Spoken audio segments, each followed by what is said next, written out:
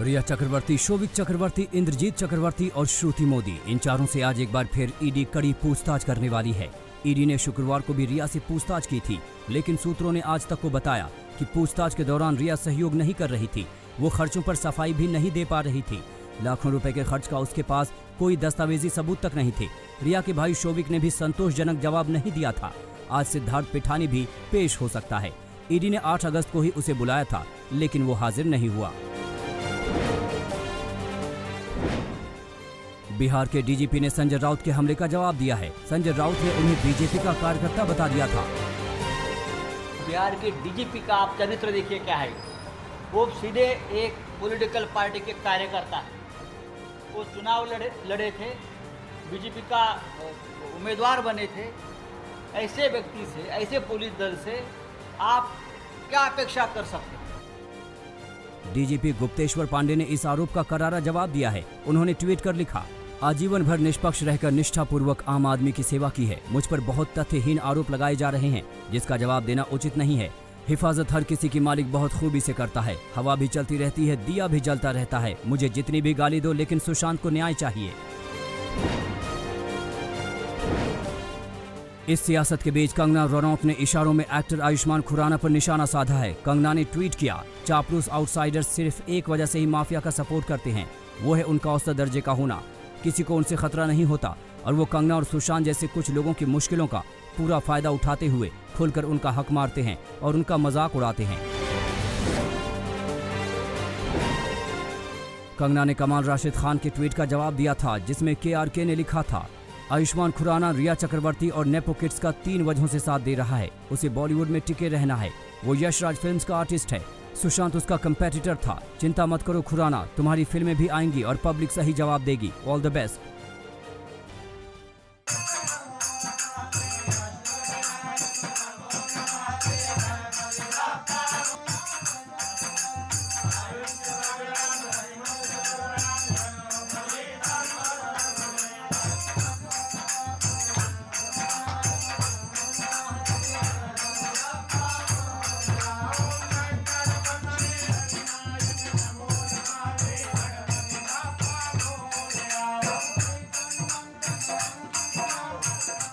सुशांत सिंह राजपूत का एक वीडियो सामने आया है, जिसमें वो अपने परिवार के साथ पूजा कर रहे हैं।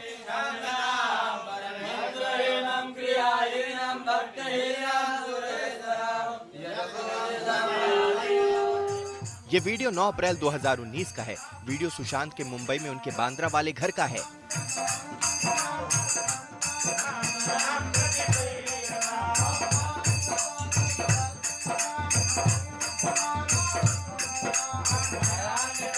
नासिक के त्र्यंबकेश्वर से आए 13 पंडितों ने रुद्राभिषेक और काल सर्प दोष की पूजा कराई थी।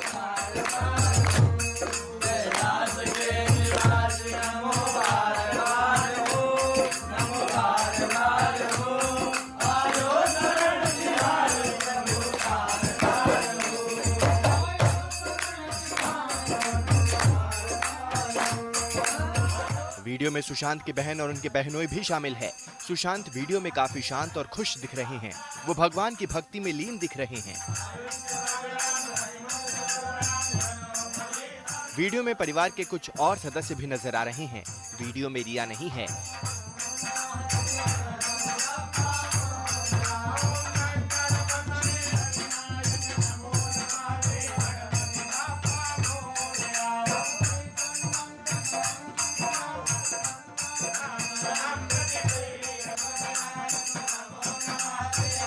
वीडियो के आखिरी में सभी पंडितों के साथ सुशांत की तस्वीरें भी हैं। अच्छा, वहाँ पे तब रिया या कोई और लड़की भी थी? रिया कौन क्या हम कुछ जानते नहीं हैं। अच्छा, कितने घंटे की थी आपकी पूजा? आज तक संवाददाता श्रुति बड़जात्या ने पूजा कराने वाले पंडित नारायण शास्त्री से बात की। नारायण शास्त्री का कहना है कि सुशांत पूरे मन से पूजा में शामिल हुए थे। पंडित ने कहा कि सुशांत बेहद खुशमिजाज इंसान थे और ये सोचा ही नहीं जा सकता कि ऐसा इंसान खुदकुशी कर सकता है। पंडित नारायण शास्त्री के मुताबिक सुशांत में कहीं कोई दोष नहीं था। वो इस पूजा से काफी खुश थे। उनके परिवार की माने तो सुशांत भगवान शिव के भक्त थे। अपने इंस्टाग्राम पर उन्होंने शिव जी का एक पोस्ट भी शेयर किया था। उनकी बहन श्वेता सिंह कीर्ति ने भी 7 अगस्त को भगवान शिव की तस्वीर ट्वीट करते हुए हर हर महादेव लिखा था। वहीं सुशांत के परिवार के बीच रिया का ना होना सवाल खड़ा करता है। ऐसा कहा जा रहा है कि रिया को सुशांत के घर वालों का आना जाना पसंद नहीं था। अच्छा, आप कब गए थे पूजा करवाने? कौन से साल में गए थे? ये 2019 में अप्रैल का टाइम पे। अच्छा, वहाँ पे तब रिया या कोई और लड़की भी थी? रिया कौन क्या हम कुछ जानते नहीं है। अच्छा, कितने घंटे की थी आपकी पूजा? ये पूजा हमारी पकड़ लीजिए 10 बजे से मतलब 4-5 घंटा पकड़ लीजिए। अच्छा, तो आपने एक ही पूजा कराई है, उसके अलावा और भी पूजा करवाई है सुशांत के यहाँ? एक ही पूजा कराई है। सो आप जब सुशांत से मिले तो आपको कैसा महसूस हुआ? मतलब कैसा इंसान लगा आपको? बहुत ही खुश मिजाज इंसान। बहुत बोलते हैं ना कि विश्वास नहीं होता कि वो इंसान ऐसा कर सकता है ना।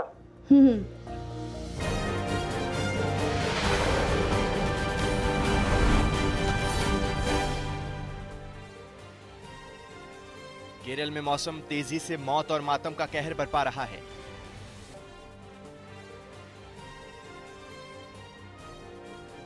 इडुक्की में भूस्खलन से लेकर राज्य के कई जिलों में बाढ़, बारिश, सैलाब और तबाही ने हजारों लोगों की जिंदगी को खतरे में डाल रखा है। हालत यह है कि शहर, कस्बे और गांव में बाढ़ का पानी घुसपैठ करता जा रहा है। आने वाले कुछ वक्त राज्य पर भारी पड़ सकते हैं।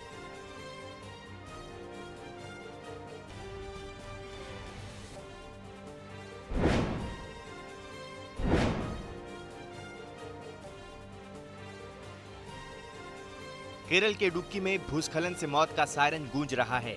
मरने वालों का आंकड़ा 43 तक जा पहुंचा है। जमीन खिसकने के बाद मलबा और पानी इतना फैल चुका है कि अब तक शव बरामद किए जा रहे हैं। 17 और शव मलबे से निकाले गए हैं।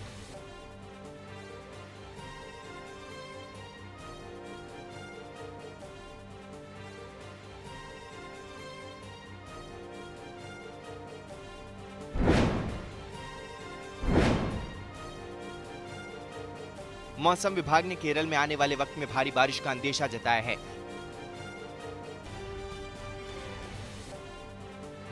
कासरगोड, वायनाड, कोझिकोड, मलप्पुरम जैसे इलाकों को लेकर भारी बरसात का अलर्ट जारी किया गया है।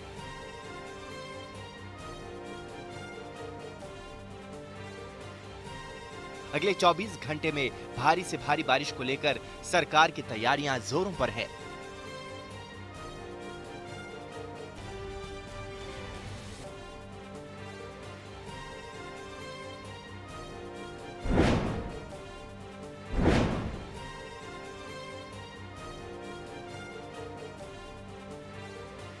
केरल के पंबा डैम में पानी उबाल मार रहा है।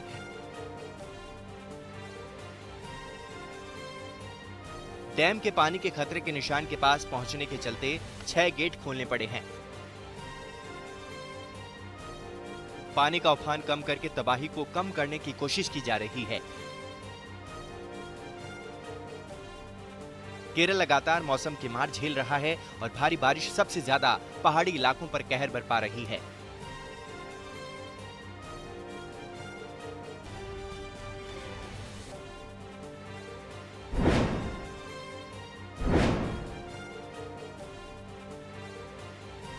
केरल में जहां तहां भारी बारिश और बाढ़ के बीच हादसे बढ़ रहे हैं, सड़कें बंद हो रही हैं और लोग फंसे पड़े हैं।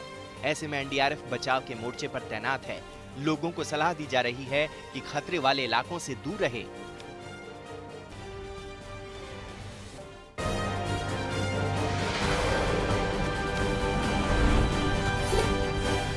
उत्तराखंड में मूसलाधार बारिश के बाद काला ढूंगी का मैथीसा नाला उफान पर आ गया और पुल के ऊपर से बहने लगा। 2 स्कूटी सवार ने इसे पार करने का जोखिम उठाया और पानी की धार में बह गए। गनीमत रही कि कुछ दूर बाद उन्हें लोगों ने बचा लिया। उत्तराखंड के रामनगर में भी आसमान से बरसी आफत में बरसाती नाला उफान पर आ गया। नाले में आई बाढ़ से रामनगर रानीखेत नेशनल हाईवे को भारी नुकसान पहुंचा, जिसकी वजह से ट्रैफिक जाम लग गया। कश्मीर के गांदरबल में बादल फटे तो तबाही ही तबाही दिखाई देने लगी। कई घर पहाड़ों से सैलाब में बहकर आए पत्थरों की भेंट चढ़ गए। तो त्राल के ब्रानपत्री में बादल फटने से एक की मौत हो गई, जबकि 4 लोग घायल हो गए। जम्मू में रावी नदी का रौद्र रूप लोगों में दहशत भर रहा है। पहाड़ों पर भारी बारिश के उफान पर आई रावी की धार में 2 लोग फंस गए। गनीमत रही कि कड़ी मशक्कत के बाद दोनों को बचा लिया गया। छत्तीसगढ़ के चतरा में 2 घंटे की बारिश में 10 साल का रिकॉर्ड टूट गया। सड़कों पर 4 फीट पानी भर गया और कई कच्चे मकान ढह गए। दुकानों और घरों में पानी भर गया, जिसे पंप के सहारे निकाला गया। बिहार के 10 जिले बाढ़ की विभीषिका झेल रहे हैं। गांव घर डूबने के बाद सड़क पर जिंदगी बसर कर रहे लोगों का धैर्य अब जवाब देने लगा है। छपरा में बाढ़ से बेघर हुए लोगों का एकमात्र सहारा कम्युनिटी किचन भी 4 दिन बाद बंद करने को लेकर महिलाओं ने जबरदस्त विरोध किया।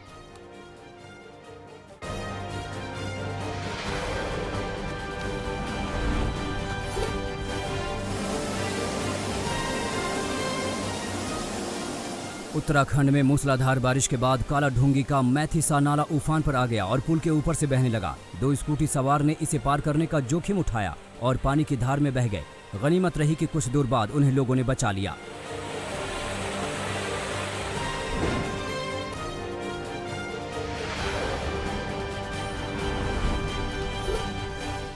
देश में कोरोना का ग्राफ लगातार रिकॉर्ड बना रहा है। पिछले 24 घंटे में 64,000 से ज्यादा नए मामले सामने आए हैं, जिसके बाद कुल मरीजों की संख्या 21,53,000 से ज्यादा हो गई है।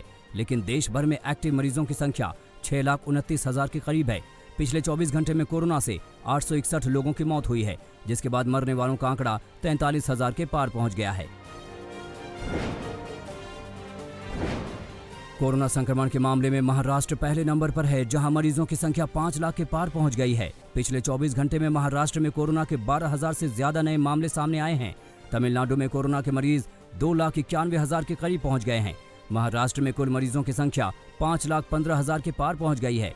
आंध्र प्रदेश में भी कोरोना फुल स्पीड में है। पिछले 24 घंटे में यहां 10,000 से ज्यादा नए मरीज सामने आए, जिसके बाद मरीजों की कुल संख्या 2,17,000 के पार पहुंच गई है। आंध्र प्रदेश में कोरोना की बढ़ती रफ्तार के बावजूद तिरुपति में श्रद्धालुओं की संख्या लगातार बढ़ रही है। दिलचस्प ये है कि अब तक मंदिर के 743 कर्मचारी कोरोना से संक्रमित हो चुके हैं। फिर भी जुलाई महीने में करीब 2,38,000 श्रद्धालुओं ने भगवान तिरुपति के बालाजी के दर्शन किए। दिल्ली में पिछले 24 घंटे में कोरोना के 1,300 नए मामले सामने आए हैं, जिसके बाद मरीजों की कुल संख्या 1,45,000 के पार पहुंच गई है। दिल्ली में कोरोना की रिकवरी दर 90% के करीब है। उत्तर प्रदेश में कोरोना मरीजों की संख्या 1,18,000 के पार हो गई है। राज्य में पिछले 24 घंटे में कोरोना से 47 लोगों की मौत हुई है, जिसमें अकेले कानपुर में 15 लोगों की जान गई है। अब तक कानपुर में कोरोना से 276 लोगों की जान जा चुकी है। कानपुर में कोरोना मरीज की मौत पर एक महिला ने जमकर हंगामा काटा। सही इलाज नहीं होने का आरोप लगाकर डॉक्टर से लेकर डीएम तक को सुनाई खरी खोटी। हंगामे के बाद डीएम ने जांच के आदेश दिए। यूपी के कानून मंत्री ब्रजेश पाठक और उनकी पत्नी कोरोना संक्रमित हैं। दोनों के जल्द ठीक होने के लिए मुरादाबाद में बीजेपी कार्यकर्ताओं ने हवन पूजन किया। कार्यकर्ताओं ने मन्नत मांगी कि कानून मंत्री ठीक होकर लौटेंगे तो हरिद्वार से गंगा जल लाकर भगवान शंकर का अभिषेक किया जाएगा। झारखंड के मुख्यमंत्री का आवास कोरोना का हॉटस्पॉट बनता जा रहा है। सीएम आवास में अब तक लगभग 100 लोग कोरोना संक्रमित पाए गए हैं। मुख्यमंत्री हेमंत सोरेन और उनके परिवार के 2 बार कोरोना टेस्ट हो चुके हैं। ऐसे परिस्थिति में इस महामारी से जंग भी लड़ना है और जीतना भी। कोरोना संकट के बीच मथुरा में श्री कृष्ण जन्माष्टमी पर्व की तैयारियां जोरों पर हैं। यहां ये त्योहार 12 अगस्त को मनाया जाएगा, लेकिन जन्मस्थान परिसर में श्रद्धालुओं पर पाबंदी रहेगी। आयोजन के लिए 10% स्टाफ का इस्तेमाल किया जाएगा। इधर दिल्ली के इस्कॉन मंदिर में भी कोरोना संकट को देखते हुए श्रद्धालुओं को एंट्री नहीं दी जाएगी। केरल के विमान हादसे का शिकार हुए पायलट को उनके पैतृक गांव में आखिरी विदाई दी गई। परिजनों ने अखिलेश शर्मा के लिए शहीद के दर्जे की मांग की है। अखिलेश ने 2017 में पायलट के तौर पर एयर इंडिया ज्वाइन किया था। उधर कोझिकोड विमान हादसे में शिकार हुए पायलट कैप्टन वसंत साठे का पार्थिव शरीर मुंबई पहुंचा है।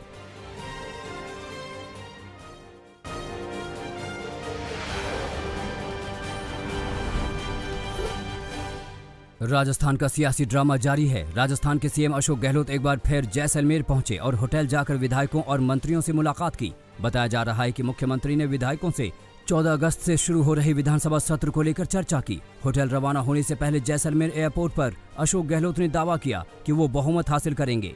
कि हमारी लड़ाई जो है ये खाली सरकार को अस्थिर करने का षड्यंत्र जो इनका है उसके खिलाफ जो संघर्ष ही है और विजय हमारी होगी, क्योंकि प्रदेशवासी हमारे साथ हैं। पूरे प्रदेश के घर घर के अंदर चर्चाएं हैं, ये बीजेपी ने तमाशा किया क्यों है। राजस्थान बीजेपी ने अपने 6 विधायकों को सोमनाथ से सासन गिर रिजॉर्ट में शिफ्ट कर दिया है। इससे पहले इन विधायकों को चार्टर्ड प्लेन से पोरबंदर लाया गया था, जहां से सड़क के रास्ते से ये सोमनाथ पहुंचे थे। गुजरात पहुंचे बीजेपी विधायकों का दावा है कि गहलोत सरकार गिर जाएगी और बीजेपी राजस्थान में सरकार बना लेगी। वहीं बीजेपी विधायकों को गुजरात भेजे जाने को लेकर सीएम अशोक गहलोत ने बीजेपी पर चुटकी ली। हॉर्स ट्रेडिंग हो रही थी, इसलिए हम लोगों ने हम देखा किस प्रकार विधायकों को हमें एक साथ रुकना पड़ा। पर बीजेपी के विधायकों की इस बात की चिंता है, वो लोग बाड़ेबंदी कर रहे 3-4 जगह पर, वो भी चुन चुन करके, उनमें इतनी बड़ी फूट पड़ गई दिखती है मुझे। पंजाब में कांग्रेस के 2 कद्दावर नेता आपस में भिड़ गए हैं। एक तरफ है प्रताप सिंह बाजवा तो दूसरी तरफ है मुख्यमंत्री कैप्टन अमरिंदर सिंह। अमरिंदर ने जैसे ही बाजवा की सुरक्षा हटाई, वैसे ही बाजवा ने नेतृत्व परिवर्तन की मांग कर दी। पंजाब सरकार का कहना है कि बाजवा को कोई खतरा नहीं है। दूसरी तरफ कांग्रेस के झगड़े में केंद्र कूद पड़ा है और उसने बाजवा को सुरक्षा दे दी। इस बीच बाजवा ने अपनी ही सरकार के रुख के खिलाफ जाकर जहरीली शराब के मौत के मामले की जांच सीबीआई से कराने की मांग की और राज्यपाल को ज्ञापन दे आए। इससे नाराज होकर पंजाब कांग्रेस के अध्यक्ष सुनील जाखड़ ने सोनिया गांधी से बाजवा को पार्टी से बाहर करने की मांग कर दी है। पंजाब में जहरीली शराब कांड को लेकर सियासत जारी है। पंजाब के पूर्व मंत्री और अकाली दल के नेता ने शराब पीड़ितों से मुलाकात की और कैप्टन सरकार पर जमकर निशाना साधा। बिक्रम मजीठिया ने मृतकों के परिवारों को 25 लाख रुपए मुआवजा और सरकारी नौकरी की मांग की। इस बीच पंजाब में जहरीली शराब कांड के बाद गठित एसआईटी का शिकंजा कसता जा रहा है। डेरा बस्सी में एसआईटी ने बड़ी कार्रवाई की और एक फैक्ट्री से 27,500 लीटर अवैध शराब बरामद की है। यूपी चुनाव में अभी 2 साल बाकी हैं, लेकिन विपक्षी पार्टियों ने तैयारी शुरू कर दी है। ब्राह्मण वोटों को साधने के लिए समाजवादी पार्टी के बाद मायावती ने भी सियासत में परशुराम की एंट्री करा दी है। बीएसपी के अध्यक्ष ने कहा है कि अगर वो सत्ता में आती हैं तो परशुराम की प्रतिमाओं के अलावा उनके नाम पर अस्पताल और पार्क भी बनेंगे। बीएसपी की सरकार बनने पर फिर हमारी सरकार ब्राह्मण समाज की इस चाहत को ध्यान में रखकर यहाँ परशुराम की प्रतिमा हर मामले में सपा की तुलना में ज्यादा भव्य ही लगाएगी। प्रधानमंत्री नरेंद्र मोदी ने पीएम किसान योजना के तहत किसानों के खाते में 17 करोड़ रुपए ट्रांसफर किए हैं। पीएम मोदी ने लाभार्थी किसानों से संवाद भी किया। उन्होंने कर्नाटक, मध्य प्रदेश समेत देश के तमाम प्रगतिशील किसानों से बात की। 8 करोड़ 55 लाख किसानों को पीएम किसान योजना का लाभ मिल चुका है। कोई भी आपत्ति आए तो सबसे ज्यादा परेशानी छोटे किसान को होती है, और यही छोटा किसान है जिस तक सरकारी लाभ पूरी तरह पहुंचे, ये हमारा संकल्प है। बीते 6-7 सालों से इसी छोटे किसान की स्थिति को बदलने का हम निरंतर प्रयास कर रहे हैं। राहुल गांधी ने एक बार फिर रोजगार को लेकर केंद्र सरकार को घेरा। कांग्रेस के नेता ने कहा कि प्रधानमंत्री ने हर साल 2 करोड़ नौकरियों का वादा किया था, लेकिन 14 करोड़ को बेरोजगार बना दिया। जब नरेंद्र मोदी प्रधानमंत्री बने थे, उन्होंने देश के युवाओं से वायदा किया था कि 2 करोड़ युवाओं को वो रोजगार दिलवाएंगे हर साल। बहुत बड़ा सपना दिया, सच्चाई निकली। 14 करोड़ लोगों को नरेंद्र मोदी जी की पॉलिसीज ने बेरोजगार बना दिया। आत्मनिर्भर भारत को बढ़ावा देने के लिए रक्षा मंत्रालय ने बड़ा ऐलान किया है। रक्षा मंत्री राजनाथ सिंह ने कहा कि रक्षा मंत्रालय ने 101 उपकरणों की एक सूची तैयार की है, जिनके आयात पर यह प्रतिबंध लागू होगा। उन्होंने कहा कि रक्षा मंत्रालय ने ये सूची सशस्त्र बलों, सार्वजनिक और निजी उद्योग सहित सभी हितधारकों के साथ कई दौर के परामर्श के बाद तैयार की है।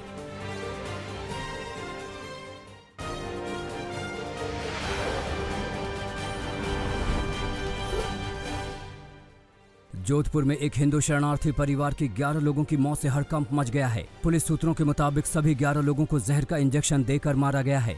12 लोगों का परिवार पाकिस्तान से जोधपुर आया था। ये लोग पिछले 3 महीने से खेतों में काम कर रहे थे। शनिवार रात ये लोग खाना खाने के बाद नील गाय भगाने के लिए खेत में गए थे। शव के पास से जहर की शीशियां और इंजेक्शन बरामद किए गए हैं। यूपी के अलीगढ़ में पुलिस ने टॉप 10 अपराधियों की लिस्ट में शामिल एक तेल माफिया को गिरफ्तार किया है। मुठभेड़ के दौरान बबलू प्रधान इगलास नाम के इस बदमाश को पुलिस ने धर दबोचा। इसके कब्जे से एक तमंचा, जिंदा कारतूस बरामद किए गए हैं। ये वही बबलू प्रधान है जिसका नाम सोशल मीडिया पर विकास दुबे से जोड़ा जा रहा था। उधम सिंह नगर सेंट्रल जेल में बंद एक कैदी की संदिग्ध हालत में मौत हो गई। सूरज सिंह नाम का यह कैदी हत्या के मामले में उम्र कैद की सजा काट रहा था। कैदी के गले पर रस्सी का निशान बना हुआ है। पुलिस को शक है कि उसने फांसी लगाकर आत्महत्या की है। मौत की असल वजह का पता लगाने के लिए शव को पोस्टमार्टम के लिए भेज दिया गया है। मध्य प्रदेश के अशोकनगर में पुलिस ने एक शख्स पर कुत्ता छोड़कर हमला करने का आरोप लगाया है। दरअसल पुलिस वाले महुआ खेड़ा में रविंद्र नाम के एक शख्स को गिरफ्तार करने पहुंचे थे। पुलिस वालों का आरोप है कि पहले उन पर कुत्ता छोड़ा गया और फिर खुद लाठी डंडों से हमला कर दिया। आरोपी की पत्नी और मां का आरोप है कि पुलिस ने उसके साथ बदसलूकी की थी। गुरुग्राम में रजिस्ट्री घोटाले में 2 और नायब तहसीलदारों के खिलाफ एफआईआर दर्ज की गई है। पिछले हफ्ते इस मामले में 12 लोगों के खिलाफ केस दर्ज किया गया था। पुलिस के मुताबिक गुरुग्राम की 7 तहसीलों में बिना एनओसी के नियमों को ताक पर रखकर रजिस्ट्रियां की गई हैं। 10 दिन में ये तीसरा मौका है जब नई एफआईआर दर्ज हुई है। राजस्थान के दौसा में एक दिव्यांग युवती के साथ गैंगरेप की वारदात से हड़कंप मच गया। परिजनों के मुताबिक 5 लोगों ने युवती के साथ हैवानियत का खेल खेला है। पीड़िता की मां ने मंडावरी थाने में नामजद रिपोर्ट दर्ज करवाई है। पुलिस के मुताबिक पीड़ित लड़की सुन और बोल नहीं सकती, जिससे आरोपियों की शिनाख्त में दिक्कत आ रही है। पुलिस ने इस मामले में कुछ लोगों को हिरासत में लिया है।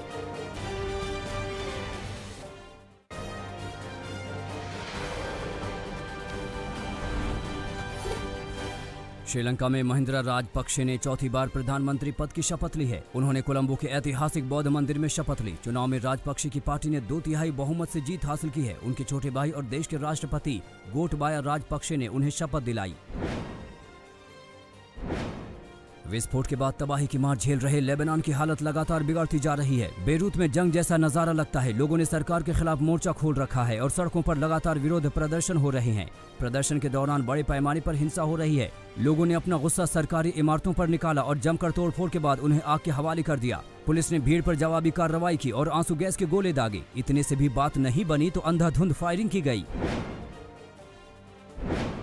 इजराइल में प्रधानमंत्री नेतन्याहू के खिलाफ लोगों का असंतोष बढ़ता जा रहा है। नेतन्याहू के इस्तीफे की मांग को लेकर लोगों ने यरूशलेम की सड़कों पर जमकर बवाल काटा। प्रदर्शनकारियों के साथ पुलिस की जोरदार झड़प हुई। इजरायली प्रधानमंत्री रिश्वत और धोखाधड़ी समेत भ्रष्टाचार के कई गंभीर आरोपों से घिरे हुए हैं। दुनिया में कोरोना का कहर थमने का नाम नहीं ले रहा है। मरीजों की संख्या 1,99,00,000 के पार पहुंच गई है। जल्द ही आंकड़ा 2 करोड़ पार कर जाएगा। वहीं दुनिया के 213 देशों में कोरोना से 7,30,000 से ज्यादा लोगों की मौत हो चुकी है। अमेरिका में कोरोना मरीजों की संख्या 51.5 लाख को पार कर गई है। वहीं ब्राजील में कोरोना मरीजों का आंकड़ा 30 लाख के पार पहुंच गया है।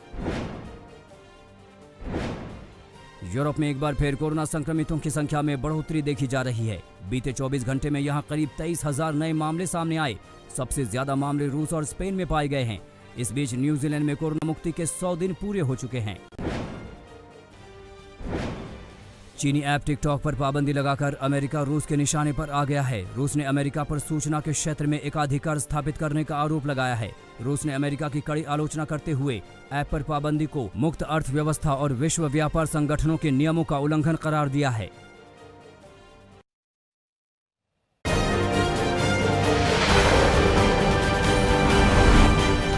नमस्कार, मैं हूं अंजना ओम कश्यप। हमें उम्मीद है ये वीडियो आपको पसंद आया होगा। लेटेस्ट खबरों के लिए यूं ही देखते रहिए आज तक और इस वीडियो के पसंद आने पर लाइक, शेयर एंड सब्सक्राइब करना ना भूलें।